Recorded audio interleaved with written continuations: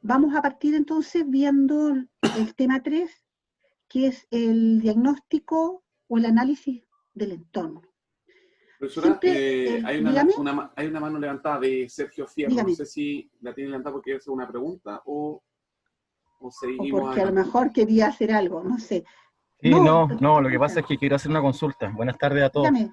Bueno, Hola, Sergio. Yo, por ejemplo, he analizado algunas instituciones en cuanto a la misión. ¿Ya? Instituciones, por ejemplo, muy parecidas a la de nosotros. Por ejemplo, INACAP. INACAP presenta la misma misión tanto para la universidad, para el instituto profesional y para el centro de formación técnica. Y por otro lado, Santo Tomás, con leyes matices, hace lo mismo. Entonces, ellos están en una acreditación bastante buena. Ellos van entre los 6 y los 7 años. Entonces, desde ahí, porque nosotros en el proceso, digamos, de formación de la misión, de los talleres que hicimos, justamente armamos una misión y desde ahí queríamos sacar los matices, pequeños matices que eran diferentes tanto para el IP como para el CFT, pero reconocemos que como institución son los mismos valores, por ejemplo, Sí. y la finalidad más o menos es la misma. Entonces ahí me gustaría que clarificara un poquito más, profesora, por favor. Sí, yo también me di el mismo trabajo que usted. De hecho, estuve mirando la del DUOC, ¿no? El DUOC UC, que tiene 7 años de acreditación, ¿verdad? Y estuve mirando, creo que la tengo por ahí abierta. Entonces, yo dije, a ver, y si uno mira el DUOC UC como paraguas, ¿no es cierto? Tiene y habla de la formación profesional y de la formación técnica. Lo señala expresamente dentro de su misión. Y esto también lo conversamos con Mauricio, que es el tutor académico, con Mauricio Barra. Entonces me decían, profesora, cuando se presenten el IP y el CFT a acreditación, ¿no es cierto? Si bien es cierto, pareciera que son lo mismo, son instituciones diferentes. Entonces, para propósitos de la acreditación, necesitamos que entreguen o que formulen una misión propia, una para el CFT y otra para el IP, sin perjuicio de que por tratarse y podamos unificarlo, ¿no es cierto?, y se llame IP Los Lagos, que pueda tener una misión que declare, ¿no es cierto?, donde coloque tanto la formación profesional como la formación técnica, ¿ya? Solamente lo estamos haciendo así, dado que Mauricio, ¿no es cierto?, que es nuestro tutor, es el tutor académico, nos dice, para enfrentar el proceso de acreditación, y él es experto en el área, necesitamos que se formule una para cada institución. Es por eso, Sergio, yo no sé si te aclaro el tema, ¿ya? Obviamente, como gran paraguas, uno va a decir, efectivamente, el IP Los Lagos tiene tanto formación profesional como formación técnica. Y de hecho, la ley, yo no sé si alguno de ustedes la miró o no, la 21.091, la separa las misiones, no dice dice, la formación técnica tiene una misión, los CFT tienen una misión y los IP tienen otra misión. Entonces, esa fue la razón por la cual nosotros conversamos el tema y dijimos, claro, porque, y yo lo vi también con ustedes, lo aclaré, cuando uno hace planificación estratégica, uno tiene un holding, por decirlo de esta manera, ¿cierto? Y después tiene las estrategias de unidades de negocio, o sea, las unidades de negocio, y finalmente tiene las estrategias funcionales, porque estamos hablando de los niveles a los cuales se formula la estrategia. Uno lo hace a nivel corporativo, que podría ser el IP, después lo hace a nivel de unidades de negocio, y finalmente hace las estrategias funcionales. Cuando yo me refiero a la estrategia funcional, es la estrategia de marketing, la de producción, la de recursos humanos. Entonces aquí lo separamos para efecto fundamentalmente de lo que se va a presentar para el proceso de acreditación. Entonces, esa es la razón, Sergio, por la cual se tomaron de manera separada. Tendríamos que preguntar después por qué efectivamente instituciones como el DUOC, por ejemplo, se presenta con una sola con una sola misión al proceso de acreditación, separa sus misiones. Eso es lo que yo no te podría responder. Yo estuve mirando los formatos para las acreditaciones y son diferentes tanto para el IP como para el CFT. Eso es lo que te puedo señalar. Profesora, Por eso Gracias, pues. Rodrigo Ruayas, no sé si está bien pronunciado, menciona los PI de los colegios o establecimientos profesionales secundaria y primaria en modalidad HC y TP tienen la misma visión y la misma misión. Por lo tanto, ahí hay también un aporte por parte de... No te capté bien, Cristian, te escucho mal. Lo que mencionaba es que Rodrigo hacía referencia a que los colegios, tanto en modalidad HC y TP, tienen la misma visión y misión, haciendo alusión un poco a lo que se está conversando. Sí, ahora yo lo señalo porque eso fue lo que conversamos, digamos, en términos de... yo no sé si ustedes están familiarizados con los formatos que deben ser completados para los procesos de acreditación. ¿Los conocen o no? Sí, ¿no es cierto? Y ahí aparece, entonces, y lo que yo desconozco es si ustedes van a acreditación por separado o de manera conjunta. Yo creo que van de manera separada.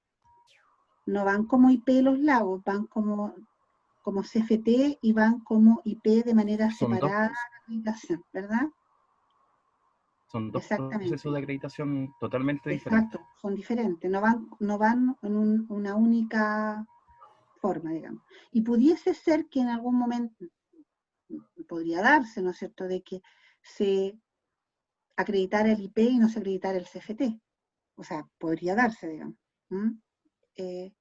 Ahora, la acreditación para ustedes entiendo que es obligatoria en el sentido de que tienen que acreditarse sí o sí, digamos, para poder seguir funcionando.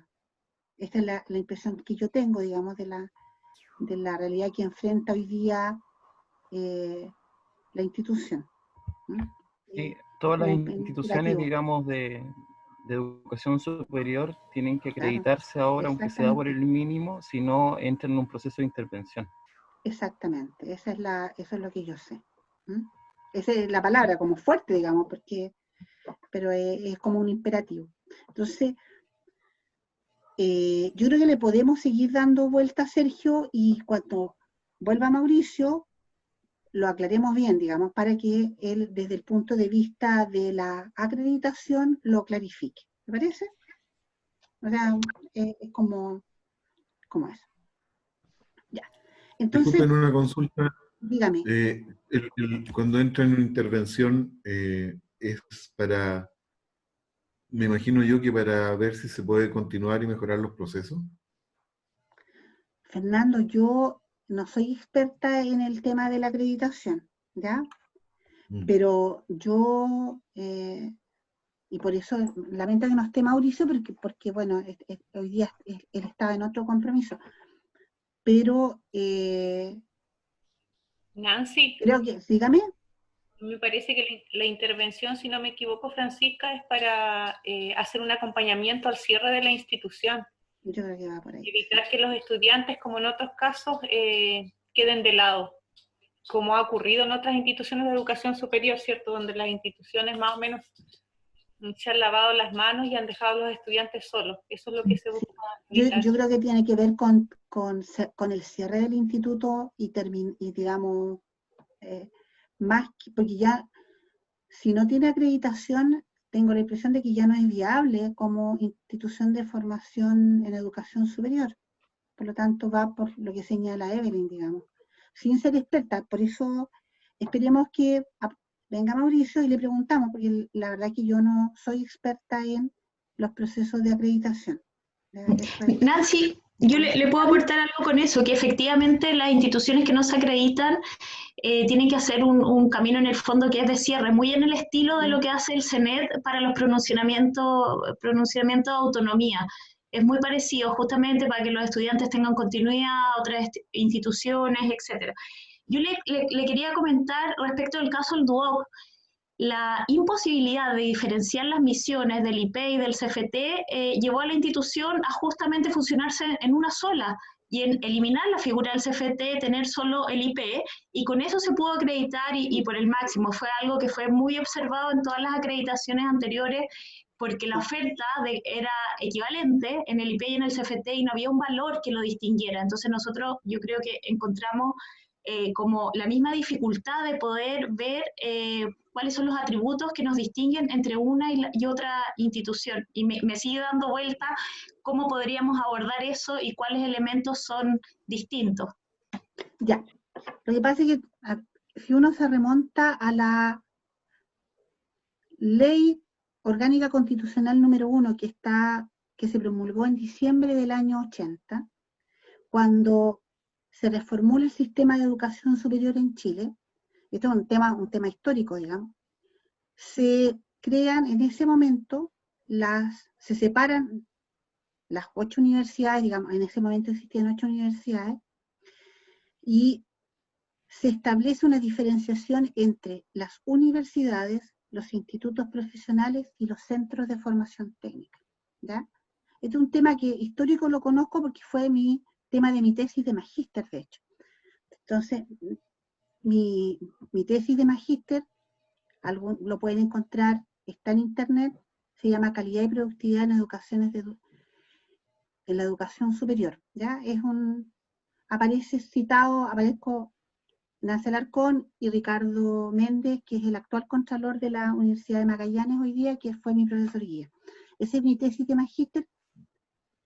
Y en esa reforma, las universidades, ¿no es cierto?, y ahí se crean las 14 carreras en ese momento, son meramente universitarias porque podían dar licenciatura, medicina, bioquímica, ingeniería comercial, las ingenierías, ¿cierto? Y esas eran las carreras que solo podían dictar las universidades. Y los institutos profesionales podían dictar carreras sin licenciatura, profesionales, y se definía lo que se entendía por profesionales.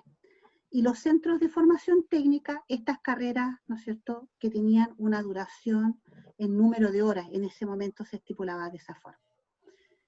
Sin embargo, las universidades, estaba implícito, podían dictar carreras profesionales y carreras técnicas, y de hecho así lo fueron haciendo.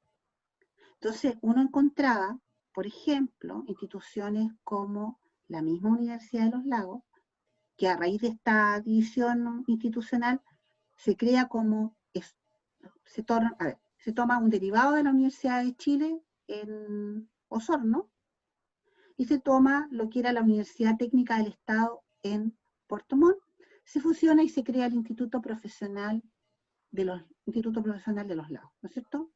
El Instituto Profesional, el año 93 se transforma en universidad. Y obviamente empieza a dictar carreras tanto universitarias, dictado en carreras universitarias. Cuando era IP solo podía dictar carreras profesionales. Cuando se transforma en universidad puede dictar carreras con licenciatura, puede dictar profesionales y técnicas. Los CFT solo podían dictar carreras técnicas, pero los IP podían dictar carreras profesionales y carreras técnicas. Ese es el origen. La ley, la 21.091, modifica y hace una diferencia entre las instituciones, pero las universidades hoy día pueden seguir dictando estos tres, y de hecho la Universidad de los Lagos tiene carreras universitarias, tiene carreras profesionales y tiene carreras técnicas, y tiene una única misión, que es lo que tú señalas, ¿no es cierto? Una única misión, porque es una única institución, y la misión la estipula en el amplio rango de los saberes. Pero si yo soy solo CFT, tengo que ceñirme a lo que está estipulado, incluso legalmente, como el propósito o razón de ser de ese CFT. Si soy IP también. Entonces, claro, si yo soy IP, y digo soy una única institución y soy el DUOC, que es lo que probablemente hizo, bueno, puedo dictar carreras técnicas y puedo dictar, y tengo que hacer esta fusión como para que sea una única institución. Pero si son dos instituciones, no pueden tener una única misión. Eso es un poco por donde se va el origen de la ley, digamos, ¿no? El tema de la reforma universitaria que complejiza, digamos, el tema de las universidades. Y el origen de, digamos, incluso las universidades, que es en el caso de la Universidad de los Lagos, la universidad opta primero, tiene las carreras profesionales, las ingenierías de ejecución en administración, ingeniería en comercio internacional, que son carreras, que hoy día se dictan en el IP Los Lagos. Originalmente estaban dentro de la universidad, y la universidad como estrategia, dado que en un primer proceso de acreditación al cual se somete voluntariamente, la CNA en ese momento le observa que tenía había una heterogeneidad en cuanto a sedes, carreras, etc., es que la universidad posteriormente decide comprar un instituto profesional para radicar ahí las carreras profesionales. Yo no sé si eso ustedes lo sabían, en términos de historia. Sí. ¿Lo sabían? ¿No es cierto? Va por ahí. Ahora, la historia la conozco bien, una, porque tengo hartos años, y segundo, porque yo estoy trabajando en la Universidad de Los Lagos desde el año 95. Entonces conozco muy de cerca el origen y la génesis de los programas profesionales. O la formación para los trabajadores, que se llamó originalmente, que eran los programas extraordinarios para trabajadores, se crean a partir del Departamento de Gobierno y Empresa, que es el departamento donde yo trabajo, y se crean para poder responder a una inquietud que había en ese momento en un grupo de trabajadores, y nace como un acuerdo entre universidad y ANEF. Y se abren las carreras desde Arica a Magallanes, así, de Arica a Magallanes, pasando, digamos, por Quillota, San Fernando, Rancagua, etc. ¿Mm? Pero eso fue una estrategia, y después las estrategias cambian. Veamos. Don Ricardo Gilberto Merino quiere hacer un comentario. Dígame, haga todo lo. De Rancagua, un gusto. No, solamente lo que pasa es que yo estaba mirando la misión del Santo Tomás. Y tiene dos misiones. Porque el Santo Tomás tiene el CFT. Corporación. Claro, y tiene el CFT y el IP. Y el CFT. Y universidad. Universidad, gracias. Sí. Y el CFT se acreditó se acreditó 5 años ahora. Ya inclusive entra la gratuidad. Y lo que hace en su misión solamente dice carreras técnicas. Y en cambio, en el IP dice carreras profesionales y técnicas. ¿Ya? Es decir, y el resto es exactamente lo mismo, es decir, el mismo concepto, digamos. Es decir, ya, en el fondo, en la misma misión con CFT sin profesionales y IP profesionales y técnicas. Es decir, pero el resto del concepto es exactamente lo mismo. ¿Sí? Claro. Porque de hecho los IP pueden dictar carreras técnicas. Si yo tengo un instituto profesional, no necesito tener un CFT para dictar carreras técnicas. Yo puedo dictar carreras técnicas. O sea, yo IP, digamos. No lo impide la legislación. Si tengo un CFT, solo puedo... O sea, a ver, si el CFT es X, si solo hay un CFT que se llame Santo Tomás, solo puede dictar carreras técnicas. Pero si hay un IP que se llame Santo Tomás, puede dictar carreras técnicas y carreras profesionales. Y una universidad que se llame Santo Tomás, aunque no exista un CFT aparte ni un IP aparte, puede dictar carreras profesionales, universitarias y técnicas. Universitarias, profesionales y técnicas. Lo que han hecho las universidades, muchas de ellas, es de manera estratégica crear, ¿no es cierto?, otras instituciones separar, ¿no es cierto?, la formación universitaria de la profesional y de la técnica. Yo trabajé en la Universidad de Magallanes y la Universidad de Magallanes tiene todo junto, por lo menos tenía todo junto, no hizo separación de instituciones, no creó un instituto, porque son formas de arreglos estratégicos que toma cada institución.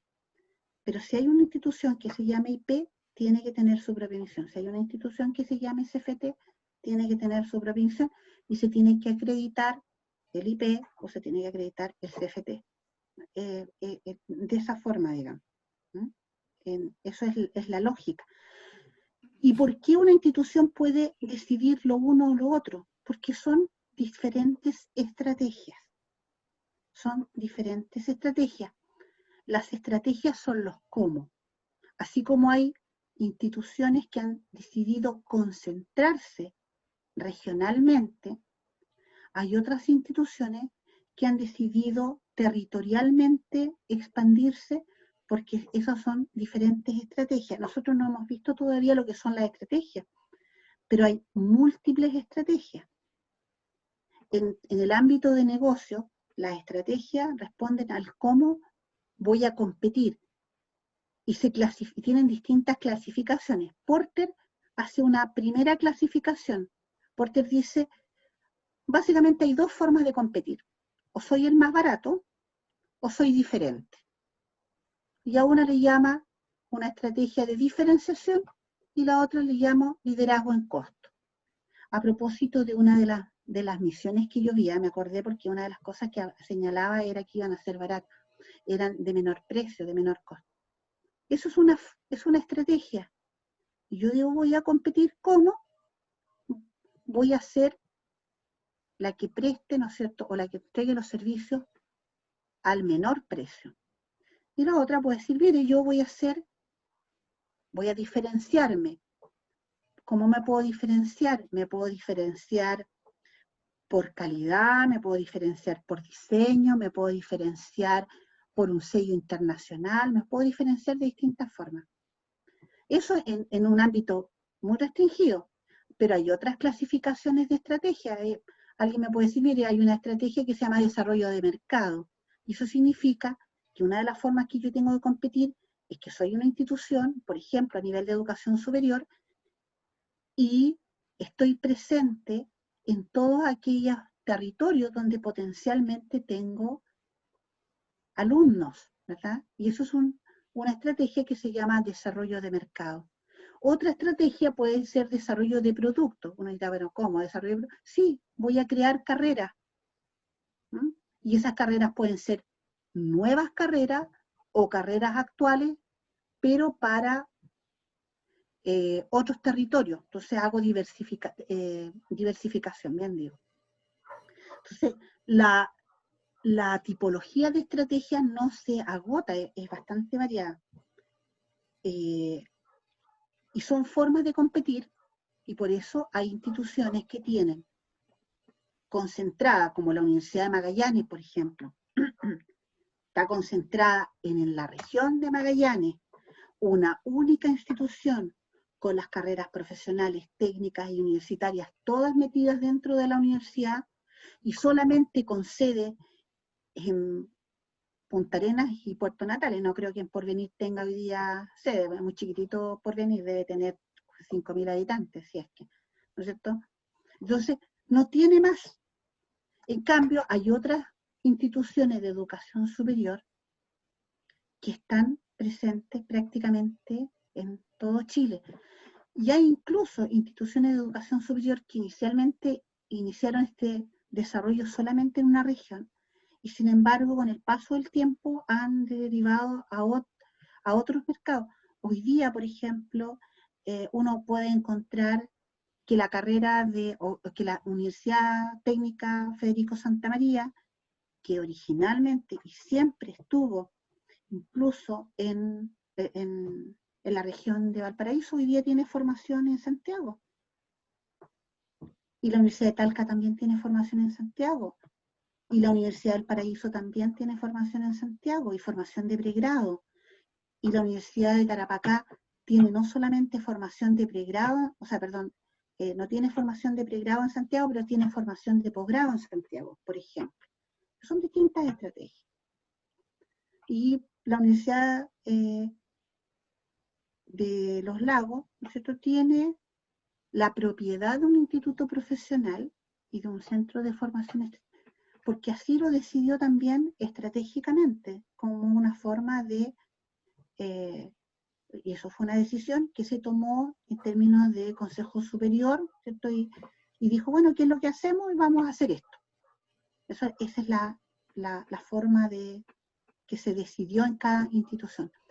Ahora, cada institución decide qué estrategia seguir, porque primero tiene que definir primero cuál es su misión, cuál es su visión, y después cuál es el análisis del entorno que hace, que es lo que nosotros deberíamos partir ahora por ver. Entonces vamos a cortar un poco el tema de la... y vamos a partir lo que es el análisis del entorno. Y como les comento, lo que yo puse ahí son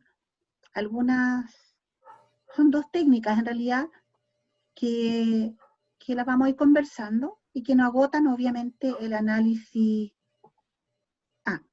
Me dijeron que para poder hacer esto primero tengo que tener la ventana abierta. Bien. Exacto, me dijeron. Y aprovecho de mencionar a aquellos que no tienen el nombre y el apellido, les pediría que se renombraran, porque estoy haciendo las asignaciones en la sala de acuerdo a los grupos, de acuerdo a los grupos que se enviaron y los nombres. Y me es importante el nombre y el apellido porque lo estoy haciendo manualmente, por favor. Ya, y Cristian, por favor, tú me vas interrumpiendo para que no hable solo yo en este tema, ¿ya? Sí, no se preocupe. Tengo la mala costumbre de repente de... Profesora, disculpe, le voy a quitar un minutito. Cristian, quizás sería bueno, no necesariamente todos saben cómo poder cambiar el nombre. Quizás sería bueno indicar que en la misma pantalla de cada uno hagan clic en el nombre y ahí se va a desplegar un menú. En el menú, en la parte renombrar, pueden cambiar su nombre por el nombre y dos apellidos o nombre y un apellido como ustedes estimen conveniente. Disculpen por la interrupción. No, muchas gracias, Nicolás. Tienes razón, siempre hay que hacer el tema así. Muy buena acotación. Sí, de hecho, si se colocan en su foto de la pantalla, puede aparecer 3 puntitos y ahí hacen clic y va a salir renombrar. Gracias, Nicolás. Ya. Tal como yo lo estaba señalando, una vez que uno establece las definiciones básicas, que son la misión, la visión y los valores, metodológicamente lo que uno debe hacer es hacer un análisis, ¿no es cierto?, del entorno. Y obviamente también esto va antes de que se establezcan cuáles son los objetivos estratégicos, ¿verdad? Ahora, hay un esquema que es un esquema que yo lo tomé del libro de Marianela Armijo, que tiene que ver cómo las instituciones públicas, ¿cierto?, establecen, porque ella lo hace fundamentalmente para instituciones públicas, cómo hacen este análisis del entorno. Fundamentalmente, y ahí hay un esquema que ustedes lo podrían repasar, digamos, pero que fundamentalmente lo que vamos a ver hoy día es ¿para qué hacemos este análisis del entorno? Bueno, el análisis del entorno se hace fundamentalmente para poder determinar cuáles van a ser las fortalezas, las oportunidades, las debilidades y amenazas.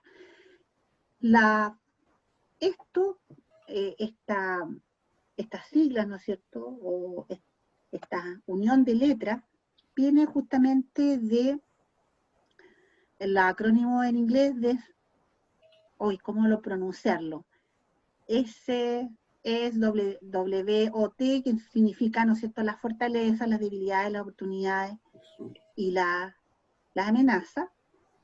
Y lo que primero tenemos que aclarar es que las oportunidades y las amenazas están fuera de la organización, provienen del entorno, y las debilidades y las fortalezas se van a diagnosticar o determinar cuando se hace el análisis interno, ¿no? Y siempre hay confusión, y los alumnos que recién están estudiando planificación estratégica, muchos de ustedes lo saben ya, entonces uno dice, pero profesora, ¿y la debilidad?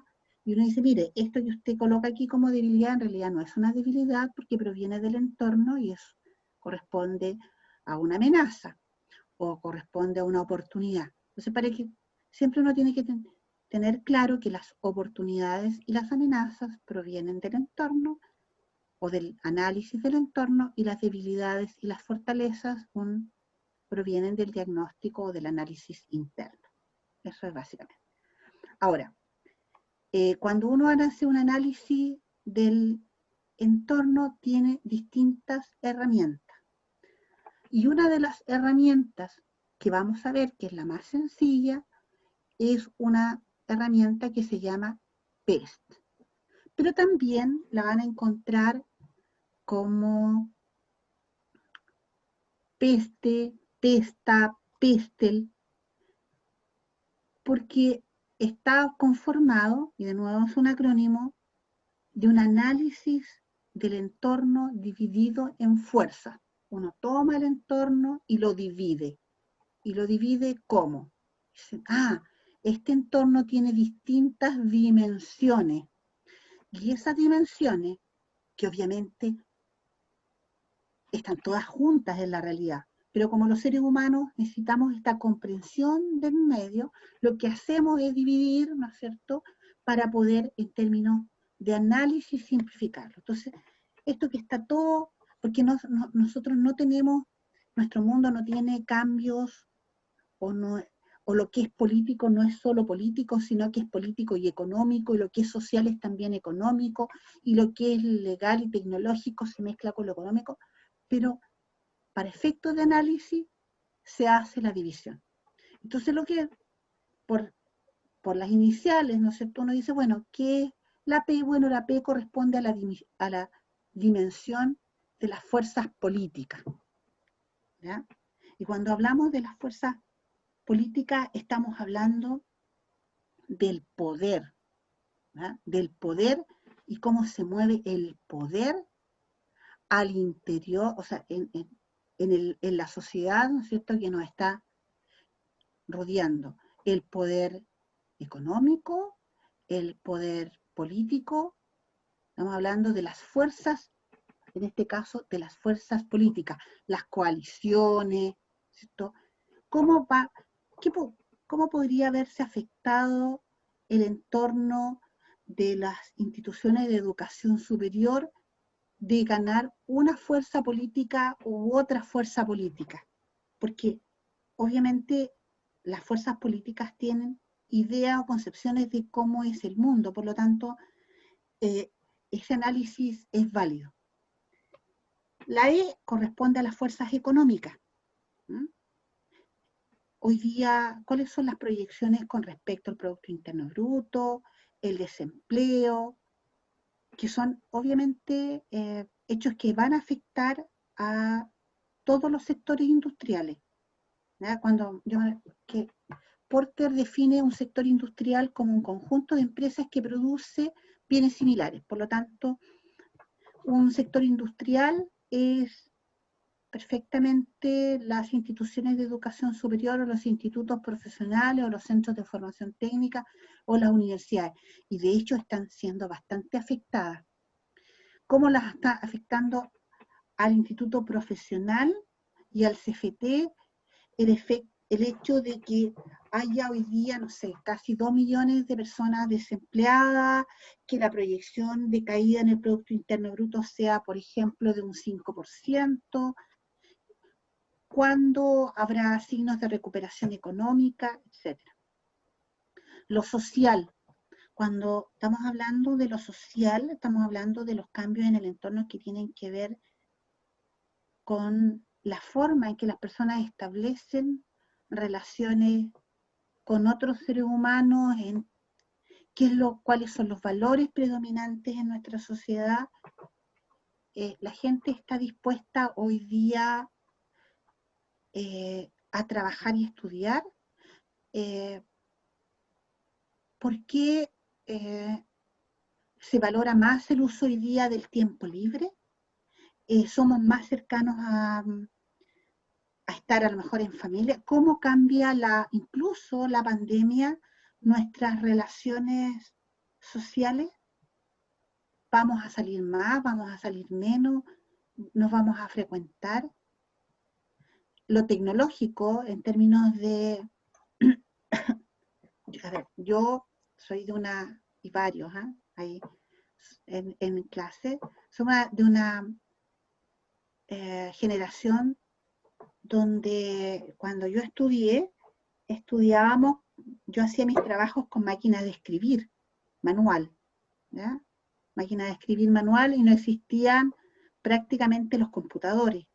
No teníamos la posibilidad de ver una clase por un celular, ni podernos conectar. ¿Qué habría pasado si esta pandemia hubiese ocurrido en el año 83 o en el 86? ¿Qué habría pasado qué habría pasado con las instituciones de educación superior si esta pandemia nos hubiese tocado en el año 86 o en el año 92 o incluso en el año 98? Yo les aseguro que tendríamos la institución de educación superior hoy día cerrada, sin posibilidad de dictar clases. Entonces, los cambios tecnológicos en términos de la forma en que nosotros hoy día hacemos los pagos, nos conectamos con el mundo, cómo compramos incluso, ¿no es cierto? Cómo compramos, cómo hacemos cursos. Cristian, que trabaja y es el encargado, ¿no es cierto?, el director de formación continua en la sede de Puerto Montt, cómo ha tenido que, producto de la pandemia, y gracias a que existen tecnologías, readecuar su oferta en términos de formación, porque la formación en términos de capacitación e incluso la formación profesional o técnica va a cambiar y está cambiando y cambió producto de esta pandemia. Las redes sociales, cómo se conecta la gente con Twitter, cómo se forma opinión. El mundo hoy día va a ser un mundo absoluta y totalmente digital. Miren a sus hijos cómo hoy día ellos se acercan al mundo, se acercan a través de un aparatito. Y va a llegar un momento en que probablemente este aparatito, porque ya lo hay, va a estar no solamente afuera, sino que va a estar hasta en nuestro cuerpo. Vamos a tener chip, y a lo mejor ya no vamos a usar tarjeta de crédito, vamos a usar un chip que lo vamos a tener instalado, ¿no es cierto?, en una muñeca, y vamos a entrar a un supermercado, y cuando salgamos va a haber un lector que nos dice qué es lo que estamos llevando, y nos va inmediatamente a hacer nuestro cargo a una tarjeta de crédito. Entonces, en ese sentido, es este modelo. Entonces, está lo político, lo económico, lo social, lo tecnológico, pero se han agregado dos variables más, que son las variables ecológicas, que tienen sentido para muchas industrias, y también las fuerzas legales. Por ejemplo, el hecho de que las instituciones de educación superior se enfrenten a procesos como los de la acreditación. Entonces, obviamente, y aquí también hay que hacer una separación, este análisis sirve para el macroentorno, ¿ya?, para analizar, por ejemplo, la realidad país. Pero hay un nivel de entorno, y ahí lo señala, que es un nivel de entorno que es más inmediato, y donde nos encontramos con lo que se llaman los stakeholders, ¿no es cierto?, que esto es una palabra en inglés, pero que la vamos a traducir como grupos de interés, ¿no? Los grupos de interés, que son un grupo de personas que está compuesto por nuestros clientes, está compuesto por nuestros accionistas, si es que somos empresas, por nuestros dueños, ¿no?, que están en este entorno que es más cercano. Y esto que pueden ser individuos, pueden ser grupos, y otras organizaciones, y la definición es que, bueno, sin estas instituciones, la organización, llámese IP, llámese CFT, llámese universidad, no existiría. Y para hacer ese análisis de este entorno más cercano o más inmediato, existen otras herramientas. Entonces, ahí está lo que yo les señalaba, ¿no es cierto?, del macroentorno, que son las fuerzas externas, que están más ajenas, y yo le llamo un sector, ahí dice sector industrial. Recuerden, el sector industrial es el conjunto de empresas que producen bienes o servicios para un conjunto similar de clientes, ¿no? Entonces, en ese sentido, los CFT están en un sector industrial, los IP están en un sector industrial, las universidades, incluso uno podría decir las instituciones de educación superior están en un sector industrial, ¿no? Con esa definición. Ahora, obviamente, esas fuerzas del macroentorno están impactando a todos los IP y a todos los CFT. Están impactando o van a impactar al DUOC y van a impactar al IP Los Lagos, ¿no? Están en el macroentorno, lo van a impactar igual, están ahí. Ahora, van a estar, y de ahí, de ese macroentorno, vamos a poder determinar también estas oportunidades y estas amenazas. Pero uno no puede quedarse solo con el análisis del macroentorno. Entonces, yo tomé una herramienta que les señalé, ahí está ¿no?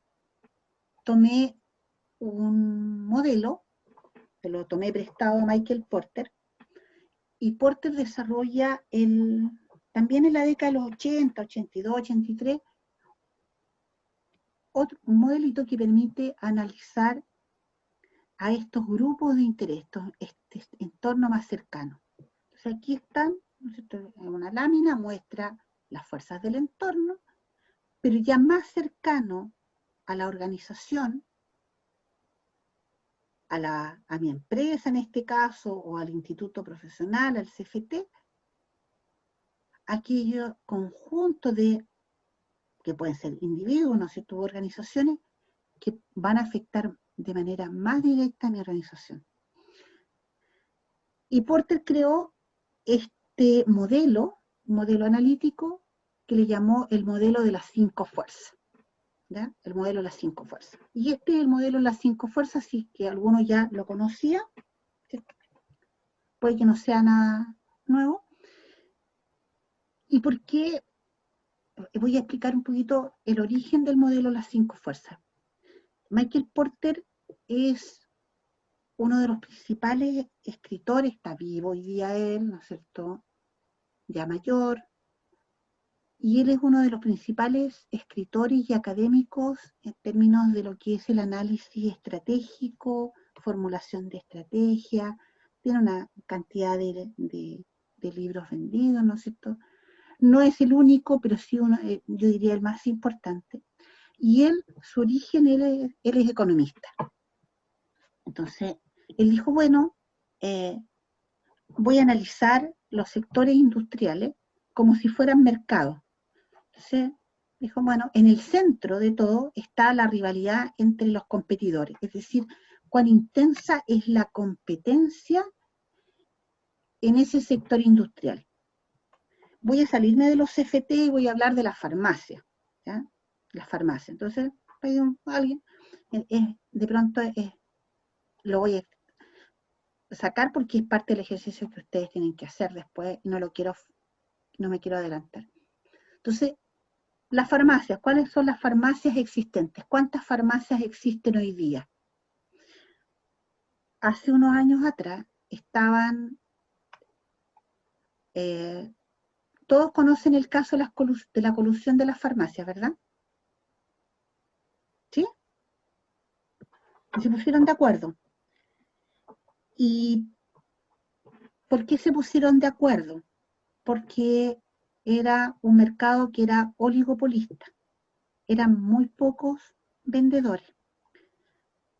Y la rivalidad entre los competidores existentes, que eran las farmacias que existían, ¿no es cierto?, que están en el centro de estas fuerzas, era bastante baja, porque cuando es más intensa la competencia, es cuando hay más organizaciones peleándose los consumidores que existen. Un mercado de competencia perfecta, un mercado altamente competitivo donde hay muchas empresas, es bastante más competitivo que un mercado donde hay pocas empresas. Sine qua non, ¿verdad? Entonces, mientras menos empresas hay, o mientras menos organizaciones hay, es menos competitivo. Y mientras más hay, más organizaciones hay, es más competitivo. Eso es lo que se llama la rivalidad entre los compradores. Entonces había un mercado poco competitivo porque eran pocos. ¿Y qué es la amenaza de nuevos competidores? Es la posibilidad de que otras farmacias se instalen o ingresen al mercado. Y esa posibilidad o amenaza es directamente proporcional a la existencia de barreras a la entrada. Me explico. Si no hay, ¿qué son las barreras a la entrada? Las barreras a la entrada son impedimentos para que, o limitaciones, ¿no es cierto?, para que una determinada empresa entre a un sector industrial. Si yo me quiero instalar con una farmacia y quiero ir a competir, ¿no es cierto?, a nivel de lo que es hoy día Cruz Verde o Salcobrán, tengo que tener mucho capital, porque para competir de igual a igual y estar en cada esquina necesito mucho capital.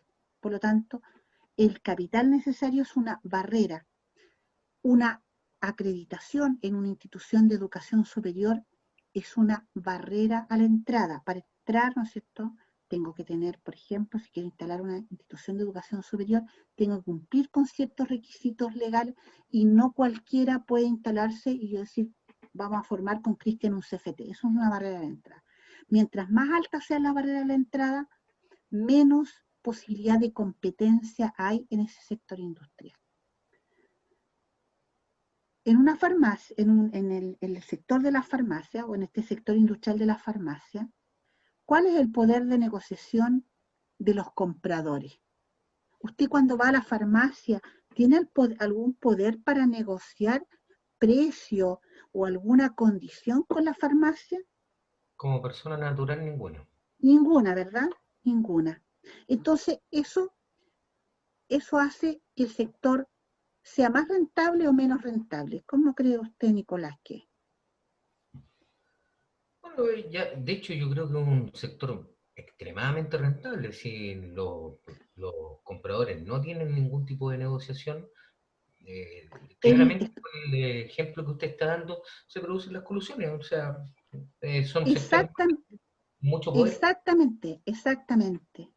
Ahora, ¿cuál es el otro poder que podría hacerle contraparte? ¿No es cierto? Contrapeso sería el poder de los laboratorios, ¿verdad? El poder de los laboratorios, que son el poder de los proveedores. Y que podría ser aquí un signo positivo. Mire, por ahí podría haber un contrapeso. Y miremos por último la amenaza de ingreso de sustitutos. ¿Qué sustituto tenemos a las farmacias? Las farmacias homeopáticas, las farmacias mapuche, ¿no es cierto? Los genéricos. Pero lo genérico está dentro de la farmacia. Y aquí estamos hablando de amenazas de ingreso de sustituto a una farmacia, ¿no es cierto?, tradicional. Lo genérico puede ser vamos a ver qué en realidad es lo genérico, pero en este caso, para la farmacia, la amenaza del ingreso de un sustituto puede ser dígame. ¿La farmacia popular? La farmacia popular podría estar más que como sustituto, como un nuevo competidor. Ah, ya, perfecto. Como un nuevo competidor. Y fíjate, efectivamente, Cuando se instaló la primera farmacia popular, se tuvo que hacer consultas, ¿te acuerdan? Legales, para ver si la municipalidad, en este caso me parece que fue Recoleta, ¿no es cierto?, quien crea la primera farmacia, podía una municipalidad crear una farmacia. Entonces, aún así, esta farmacia popular quedó restringida, no compite de igual a igual, porque quedó restringida en muchos casos para los vecinos de una determinada comuna y también quedó restringida para cierto tipo de enfermedad y para cierto nivel socioeconómico. Por lo cual, lo que sucedió acá siguió siendo estos pocos competidores, y son pocos, son un oligopolio en términos económicos, pocos vendedores, y los pocos vendedores, siempre cuando hay pocos oferentes en un mercado, el peligro es que se pongan de acuerdo y formen lo que se denomina un cartel. Y un cartel es el ponerse de acuerdo en establecer ciertas condiciones de mercado, lo cual está sancionado en nuestra legislación. No es posible formar un cartel. Entonces, mientras mayores sean las amenazas de nuevos entrantes o la posibilidad de que entren nuevos competidores, mientras mayor sea el poder de negociación de los compradores, mientras mayor sea el poder de negociación de los proveedores, mientras mayor sea la posibilidad de que ingresen sustitutos a un determinado sector industrial, mayor es la rivalidad, y mientras más empresas hay en un sector industrial, menos rentable es. Entonces Nicolás tiene razón, cuando son pocos, tienen la posibilidad de ponerse de acuerdo, donde además los compradores no tienen ningún poder ante la farmacia, donde pareciera que los laboratorios tampoco tienen mucho poder con la farmacia, y donde las personas masivamente creen más todavía en una receta médica, ¿no es cierto?, de medicamentos tradicionales, que en sustitutos que pudiesen ser homeopáticos o que pudiesen provenir de remedios más de tipo culturales o ancestrales, mayores son las rentabilidades. Y este análisis que hace Porter sirven justamente para estudiar la rentabilidad y este entorno bastante más cercano. Profesora, dígame. Hay una acotación Consulta. en el chat. Pablo Muñoz hace una referencia respecto a, según la teoría de los océanos azules, en este caso habría que buscar un factor diferenciador. Si logro diferenciarme del resto, de la competencia, puedo disminuir la presión de la competencia. Y en lo que se está conversando en el tema de las farmacias, también puede ser los supermercados, dependiendo si se modifica la ley así. Y José Patricio hace el acercamiento al tema de los sustitutos, específicamente por los productos naturales, algo que estaba recién tocando. Sí, efectivamente, la ley, esto es algo que se viene conversando desde el año 2002 o 2003, el hecho de que los supermercados puedan vender en sus góndolas, como en otros países, medicamentos que no llevan receta médica. Eso se llama el over the counter, ¿ya? Que es lo que yo hace más de 20 años, no más, pues, el año 90 mi hija nació en el 92, en el 92 viajé a Estados Unidos, y una de las cosas que me llamó mucho la atención es que mis papás vivían allá, y voy al supermercado y me encuentro con que puedo comprar medicamentos en el supermercado, y a mí así los ojos se me cayeron, porque era un supermercado así como que va uno al Jumbo, al Líder, y uno podía sacar de la góndola el medicamento. Y obviamente eso se está tratando de que se convierta en ley, pero hace muchísimo tiempo. Lo que yo he visto hoy día, tanto en el Jumbo, por ejemplo, hay farmacia adentro del supermercado, que no es lo mismo que uno pueda comprar el medicamento directamente de la góndola.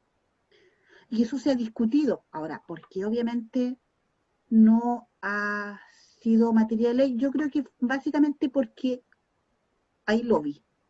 Y el lobby, que es una actividad que en otras partes está regulada, aquí también, significa que hay grupos de interés, ¿no es cierto?, que van y hacen lobby en los parlamentarios, en aquellos que toman, para que estas leyes no se promulguen. Así de sencillo.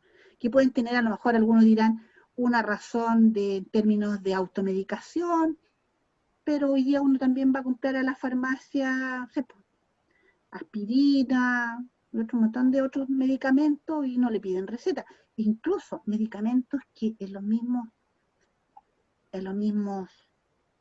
envases dice que tienen que ser con receta médica, hoy día se venden sin receta médica. Y cuando uno compra, además hay otra práctica, cuando uno va a comprar algo, es el dependiente el que muchas veces recomienda qué es lo que uno tiene que comprar. Y no solamente eso, hay un uso de los datos, que es un tema muy complejo, es un uso de los datos.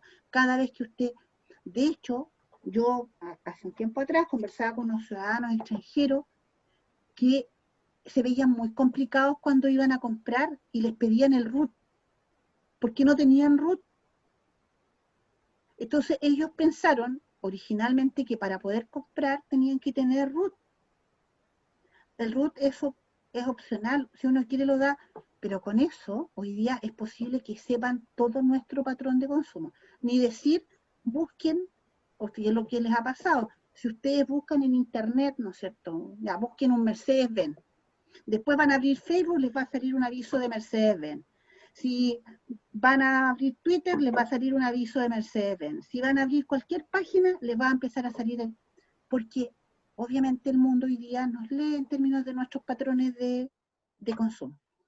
Lo que señala, dígame, alguien mencionaba los de los mares azules, ¿sí? Sí, del océano. De La los teoría de océanos los océanos azules, sí. Bueno, Porter también dice, Porter es súper, como él es economista, él dice, a ver, cuando hay muchos competidores y los productos no son diferenciados, supongamos que hay muchos institutos profesionales o muchos centros de formación técnica, y no es posible diferenciar la carrera que dicta un instituto de otro. Pensemos en ese mundo. Que cualquiera de nosotros quisiera, sale de cuarto medio o se puso a trabajar y después quiere estudiar una carrera profesional. Yo quiero estudiar ingeniero de ejecución en administración de empresas. Y tengo un conjunto de institutos profesionales, muchos institutos profesionales, y todos, ¿no es cierto? Y yo no pudiera distinguir, porque todos dictan la misma carrera, en los mismos estándares, con las mismas características y a los mismos precios. En ese mundo, es un mundo que se llama competencia perfecta. Y en ese mundo, las instituciones, las organizaciones solo tienen dos posibilidades para competir. Una, o son la institución más barata, o lo segundo, es que yo me diferencio. Y eso es la conclusión a la cual llega Porter. Porter dice, bueno, en un mundo de competencia perfecta o altamente competitivo, ¿qué me queda? Si estoy vendiendo la misma carrera o estoy haciendo el mismo tipo de pan. Pensemos en el tema de las panaderías. Claro. ¿Qué hago? ¿Soy el que vendo el pan más barato o soy aquel que me diferencio y tengo siempre pan calentito, al pan le pongo aceituna, que es la hora de 11, o, ¿no es cierto?, me diferencio en calidad, me diferencio en diseño, me diferencio, ¿cuál? Tengo que buscar la forma en que voy a ser diferente, de manera que el potencial usuario, cliente, alumno, esté dispuesto a pagar un mayor precio por eso. ¿Por qué hoy día, ¿cierto?, alguien está dispuesto a pagar 7 millones de pesos, por ejemplo, u 8 millones de pesos, o 16 millones de pesos para hacer un magíster, porque eso pueden llegar a costar un magíster en una universidad como la Andrés Bello, por ejemplo. O Gusto y preferencia. La Adolfo Ibáñez que cuesta, la Adolfo Ibáñez de innovación que cuesta 16 millones. 16 millones, exactamente. Yo lo vi, ¿no es cierto? Y eso vale. ¿Pero por qué? ¿Por qué estoy dispuesto a pagar 16 millones?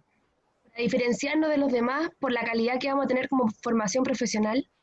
Porque el Adolfo Ibáñez se diferenció y dijo, yo voy a traer a los top. Y probablemente cuando yo veo al cuerpo académico, ¿cierto?, del Adolfo Ibáñez, no solamente veo al profesor top, veo a la instalación top, porque la Adolfo Ibáñez se posicionó en un segmento, además y una estrategia, se posicionó en un segmento de mercado, y ahí está, ¿no es cierto?, alto precio, alta calidad. La herramienta que nosotros hemos visto, estas dos herramientas, que son el PESTEL o el PESTA, más el análisis de las 5 fuerzas, no nos permiten hacer un mapa de dónde están las instituciones de educación superior. Para eso tendríamos que ver otra herramienta, que es la de grupos estratégicos. Profesora, pero sí, dígame. Mire, en esa misma lógica hay una pregunta de Francisca. Dice, ¿podría el modelo a 5 fuerzas, me imagino, entrar a la educación superior o hacer ejemplo considerando los CFT como amenaza por ser nuevos competidores? ¿Podremos contextualizarlo a la educación superior? Perfecto. Y hay un debate que se fue entretenido acá en el chat, porque digo debate porque entre ellos también entre los participantes opinaron. Sí, el comprador tiene poder de negociación. Seguramente hace referencia a la farmacia, ya que puede comprar en farmacias populares o particulares, no de cadenas reconocidas, y hay diferencia de precio. Entonces le pone como que el usuario, cliente, tiene poder, hace mención de que tiene el poder de negociación. Pero inmediatamente otro compañero le dice, pero no para ejercer la influencia para bajar el precio. Ese es un poco se refiere. Entonces ahí lo que se llama en economía, o los consumidores somos precio aceptantes. En economía eso ya. Ahora, en el ámbito de la institución de educación superior, ¿no? Vamos a quedar aquí, pero voy a dejar esa. Pensemos que estamos hablando de los centros de formación técnica. Solamente tomemos los centros de formación técnica, ¿ya? Entonces la pregunta es, dentro de el sector industrial de los centros de formación técnica, ¿cuántos centros de formación técnica encontramos? Profesora, perdón, yo me refería como a nuevos competidores a los centros de formación técnica estatales, como a tratar de contextualizar el modelo. Ya, sí, para allá vamos. Hoy día ellos serían en el fondo como una amenaza, como nuevos competidores probablemente. Exactamente, entonces pensemos que aquí están en el centro están los centros de formación técnica que existen hoy día, ¿verdad? Están compitiendo. Y justamente lo que tú señalas, Francisca, es que la amenaza de nuevos competidores es justamente estos centros de formación técnica estatales, pero no solamente ellos, sino que otros centros de formación técnica que quieran entrar al sector industrial. Yo no tendría que analizar cuán fácil o cuán difícil es que entren nuevos competidores.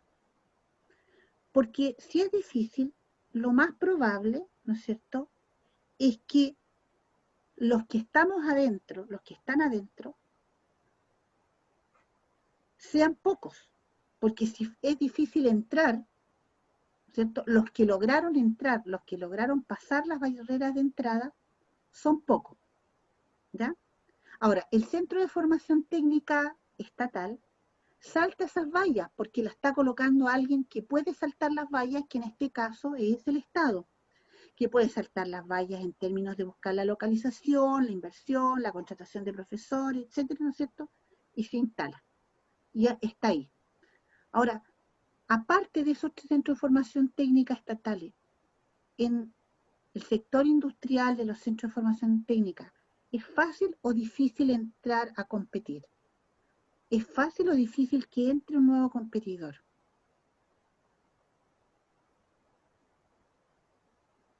¿De qué depende eso? Depende de la inversión, depende del Ministerio de Educación, depende de la acreditación. ¿De qué depende? El Héctor Del dice que es capital muy requerido. difícil. Es difícil, ¿no es cierto? Es difícil. ¿Y cómo alguien entra al mercado? Lo que hizo la Universidad de los Lagos. ¿Qué hizo la Universidad de los Lagos? Compró uno que ya existía. Si yo, ¿no es cierto?, pertenezco, fuera una multimillonaria y quisiera estar presente en las instituciones de educación superior, en los CFT, porque por alguna razón me gusta la educación superior, la forma más fácil de entrar ahí al sector industrial sería comprando una de las empresas ya existentes, más que formando una. Por lo tanto, la amenaza de nuevos competidores es baja. Más aún, y piensen después, ¿qué va a pasar en la medida que haya instituciones que no se acrediten? Van a quedar menos centros de formación técnica al interior de la competencia. ¿Qué poder de negociación tienen los proveedores? Yo diría que bastante baja. ¿Qué poder de negociación? ¿Quiénes serían los proveedores en un centro de formación técnica?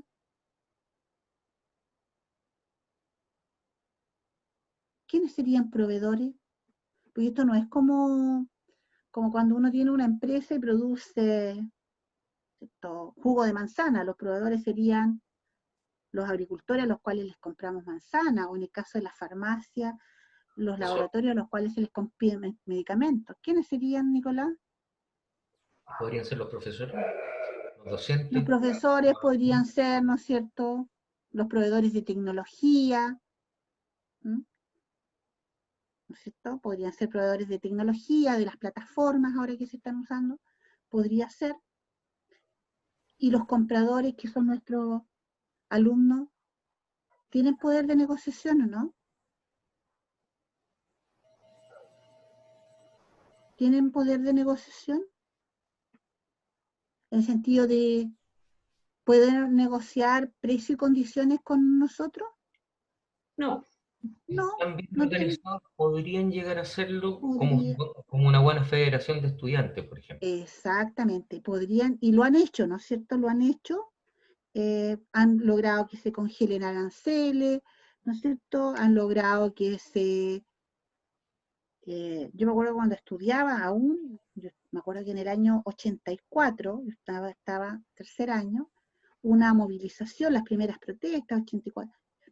Ese año se otorgó como una de las formas de aplacar todo el movimiento, se nos otorgó a todos, me acuerdo, en esa época, crédito fiscal al 100%. Sin haberlo, muchos no nos dan el 100%, pero nos dieron el 100%. Es una forma de poder de negociación de los compradores. Y la amenaza de sustituto. ¿Existe la posibilidad de que haya alguna institución que dé una formación similar a la que está dando un centro de formación técnica? Absolutamente, sí. ¿Cierto? Claro, porque hay cursos de capacitación, hay de pronto, generalmente tiene que ver con cursos de capacitación que dan cursos breves, de pocas horas, ¿no es cierto? Que son básicamente OTEC. Entonces, uno podría, incluso consultora, uno podría, de hecho, el otro día estuve conversando justamente con una empresa consultora que andaba buscando profesores para cursos de formación para personas con régimen carcelario. Y era una consultora, no era un centro de formación técnica, no era no era ni siquiera una OTEC porque era una institución, era una licitación pública. Entonces, sí hay amenaza. Pero ¿cómo es la rivalidad al interior de los centros de formación técnica? ¿Con quiénes compiten hoy? ¿Tienen claro hoy día quiénes son sus competidores?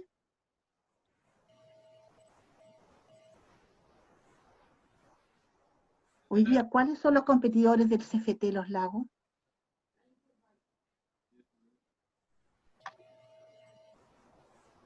Mientras analizan la respuesta, la pregunta, va a dar una respuesta.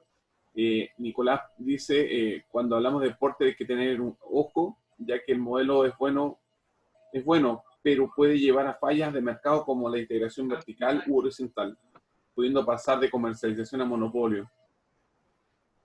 Bueno, fíjate que, y aquí voy a hacer un paréntesis nomás, porque ¿cómo?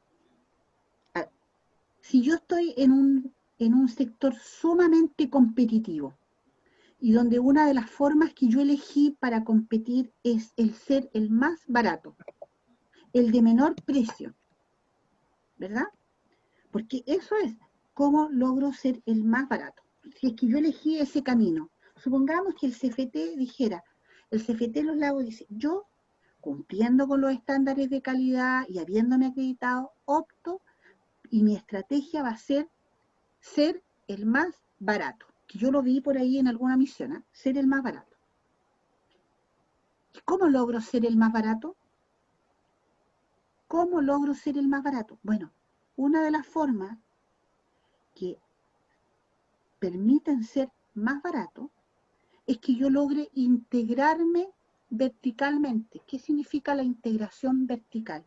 Significa que yo elimine los intermediarios entre, si soy estoy vendiendo ropa, bueno, me compro la fábrica que hace la ropa. La integración vertical puede ser hacia arriba o hacia abajo, que significa comprarme mis proveedores, los fabricantes, o acercarme hacia los consumidores comprándome las tiendas. Eso es con las cuales voy a llegar al consumidor final. Una integración vertical. En el caso de un CFT, ¿podríamos integrarnos? Yo creo que no.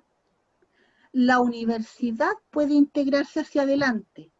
El CFT podría integrarse hacia arriba, siempre y cuando se formara un IP y formara una universidad, lo cual es mucho más complejo. Es las universidades las que... Ahora, ¿de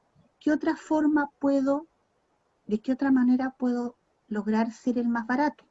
Porque más barato significa que tengo que disminuir los costos de producción. Una forma es la integración vertical, pero la otra forma es la integración horizontal. Significa comprarme a mis competidores, porque en la medida que yo me compro a mis competidores abarco un tamaño mayor de mercado.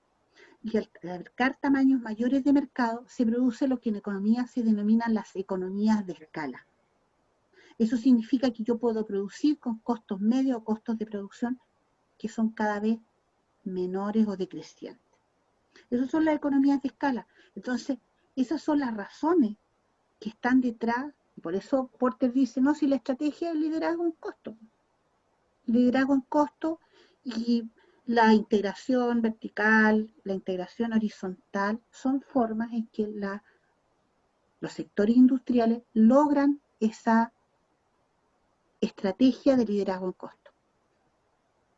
Y eso que para nosotros como consumidores es tan atractivo, que es que las empresas se peleen a muerte para hacerlas más baratas, es el germen de la perdición de la economía de libre mercado, que lleva a que los productores no les guste estar ahí. A los consumidores nos gusta, pero a los productores no. ¿Y qué es lo que empiezan a hacer los productores? Los productores empiezan, por una parte, a diferenciarse, y eso significa que empiezan a buscar atributos por los cuales ser percibidos en la mente del consumidor, posicionarse en la mente del usuario mediante algún atributo real o perceptual, pero ser percibido de manera diferente.